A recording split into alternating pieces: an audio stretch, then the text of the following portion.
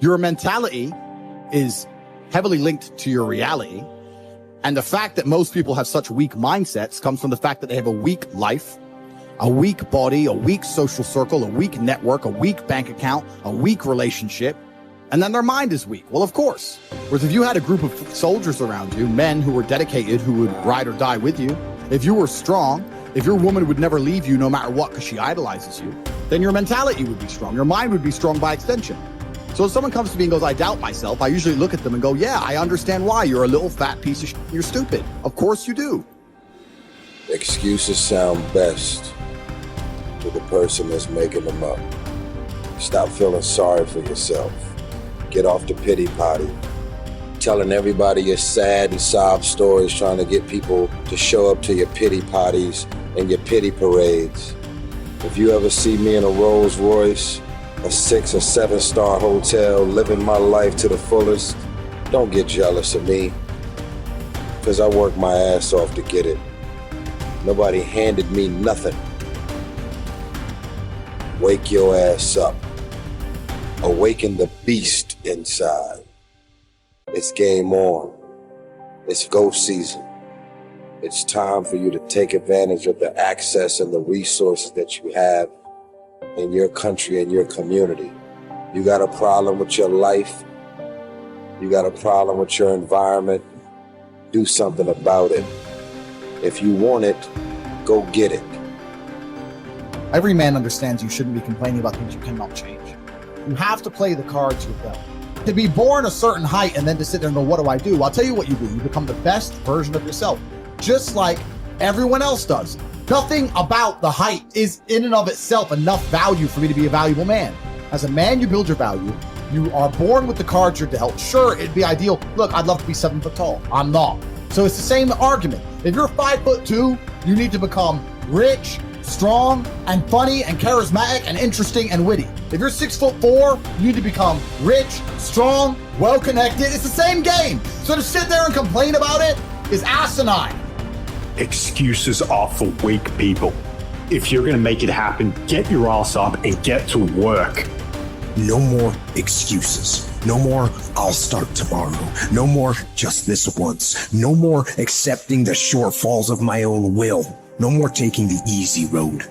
No more waiting for the perfect moment. And no more indecision and no more lies. No more weakness. Now is the time for strength. And through strength and through will and through unwavering discipline, I will become who I want to be. If you don't execute, you're not just cheating yourself, dude. You're cheating your family. You're cheating your employees. You're cheating your team. Whatever you're a part of, it's bigger than you, man. Many of you have given control of your life to your feelings. You got to take back control right now. You must harden your fucking mind. You got to discipline yourself. When it's time to rise, you fucking rise. When it's time to work, you fucking work. You have to just work. At some point, you have to bite the bullet and just work. Working harder is never going to not help. No matter what scenario you're in, working harder is never going to not help you. And it's amazing that I give different versions of the same answer for 99% of the questions I'm asked. Work harder. If you have a problem, whether you're broke, whether you're out of shape, whether your friend dies, whether your girl leaves you, whether you're depressed, whatever it is, working harder is almost always the answer. So you know what you need to do. You need to do it. And what's amazing, again, it's kind of like the antidote. If you take the antidote before the poison, then you never get sick in the first place. If you're always working as hard as possible, if you're always working your ass off and trying to be the best version of yourself every single day, then you never get sick in the first place. You're already working. You're already taking the antidote. So things can't attach to you. They can't get hold of you. Working hard is the antidote to everything. So why don't you just do it in advance? Why don't your life just become work like mine? Why don't you just dedicate yourself to a cause and get up and do what you're supposed to do every single day?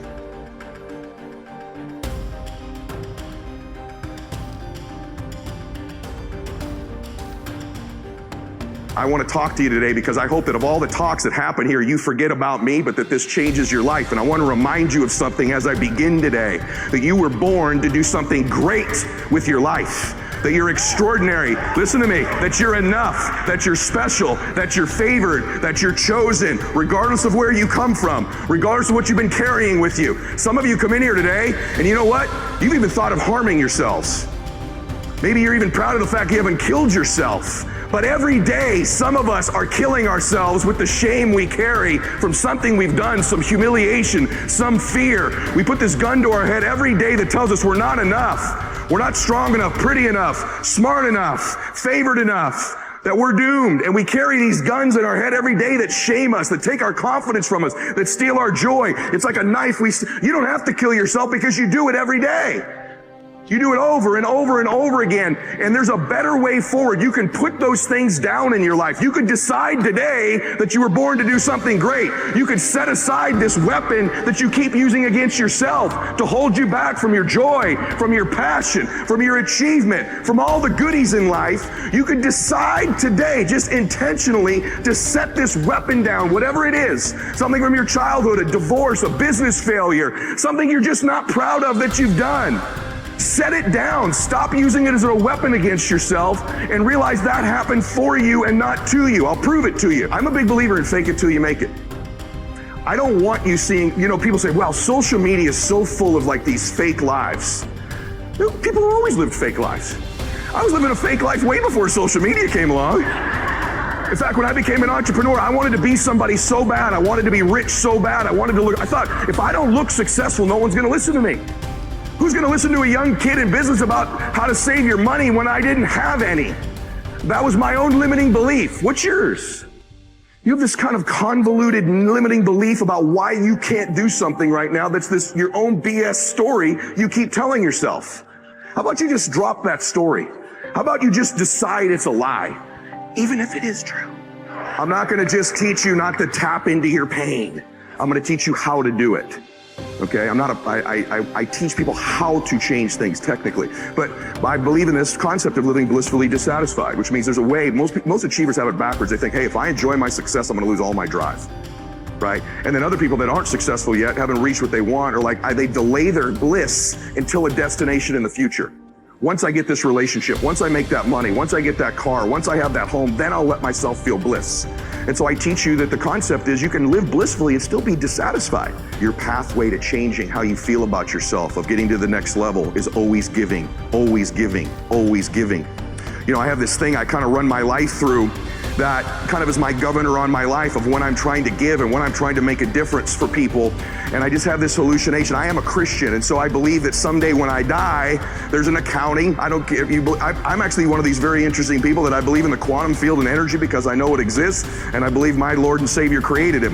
You have whatever your belief is wonderful. I don't preach. I just want you to know. I know there's an energy field. I know there's a God, and Lewis asked me on the show, what are 3 truths? And I said, the first thing is there's a God. I just want you to know that. So you believe your beliefs. I respect them. I admire them. I have people from every belief center in the world on my program.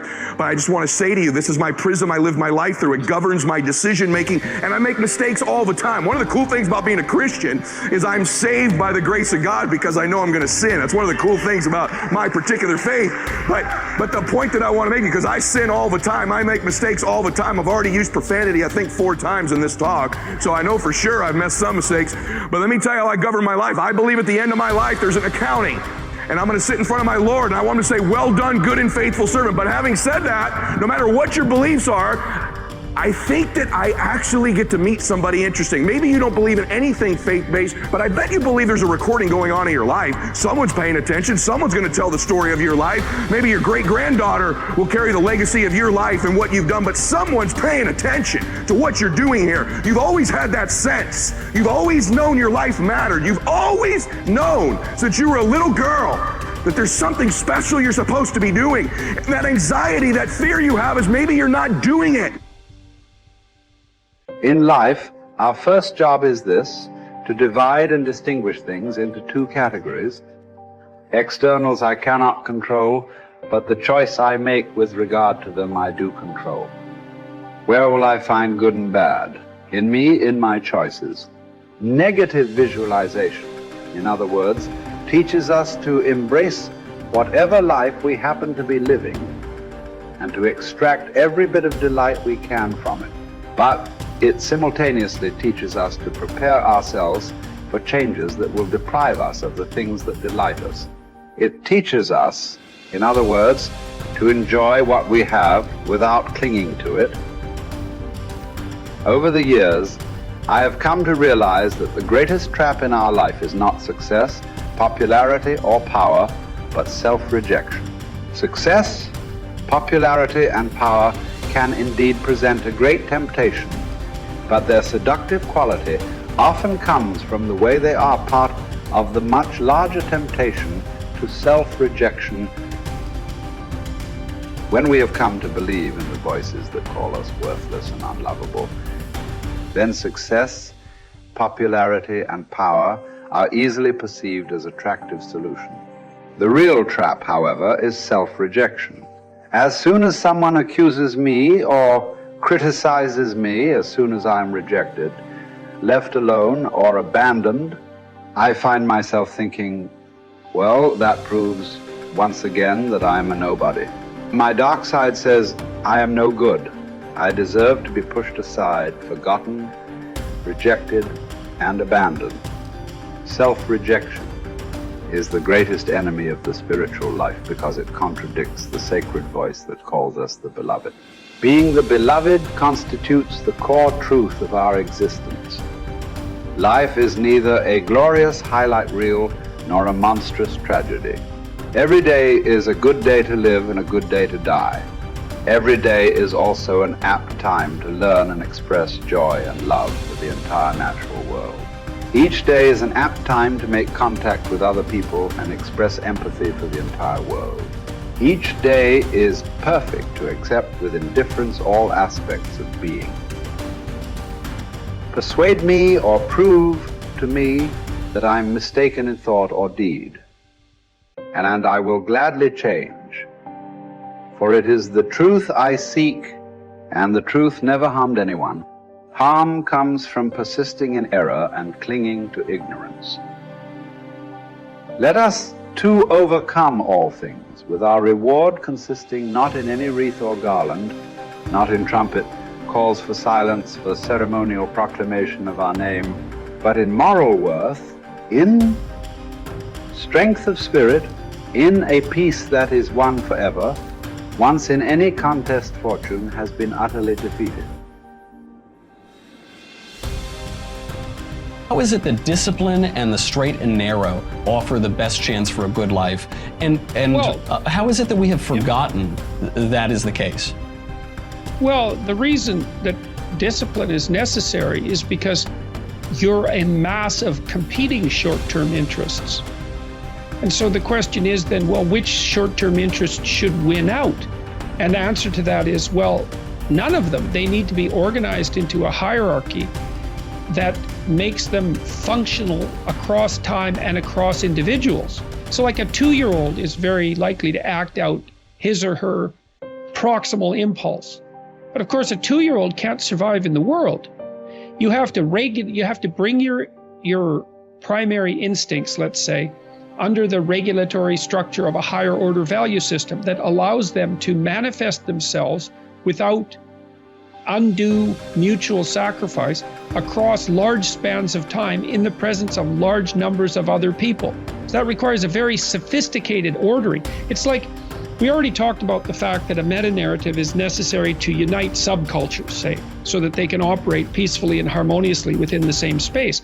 The same thing applies within you, because you're an internal coalition of warring single-minded tribes, and they have to all be brought under the organizational structure of long-term collective vision, let's say. Mm-hmm. And in order to do that, you have to be disciplined.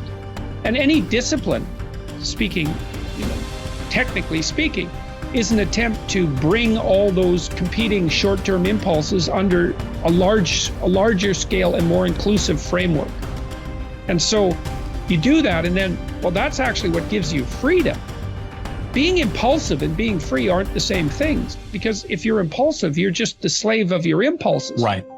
There's no freedom in that. That's the same freedom, so to speak, literally, that a 2-year-old has, because a 2-year-old isn't socialized yet. So it's a completely, that doesn't function in the sophisticated world. It doesn't work. Right. Everyone knows it.